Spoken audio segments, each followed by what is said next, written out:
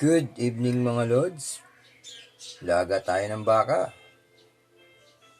Pinili ko yung beef ribs. May asin, sibuyas, bawang na yan mga lods. Pamintang buo. Lagyan natin ng sabaw. Mga lods, sahog natin Bagyo Pechay. Patatas. Siyempre yung cubes, huwag natin kalimutan. Talong-lalo na itong patis, mga lods. Mga lods, kalamansi, hindi yan mawawala para sausawan mamaya. Kulong-kulo na siya mga lods. Lagay ko na pala itong cubes. Kahit beef yan, may beef cubes pa rin. Lagyan natin lods ng patis. Yun. Unti-unti lang paglagay. Yun mga lods.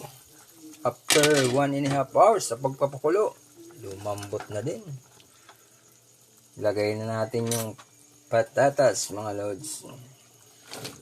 Yun, malambot ng patatas, mga lods.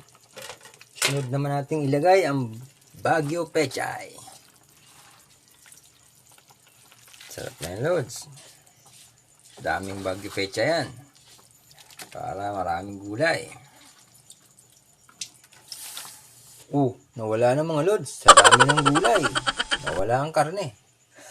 Mga lods, ayan po. Luto na ang ating nilagang baka. Kain na tayo mga lods. Siram.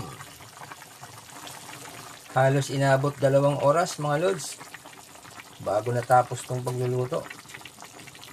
Matagal kasing pakuluan tong baka. Tatakpan ko na lang mga lods. Tapos, luto na to para ma-absorb ng gulay yung init. Yan.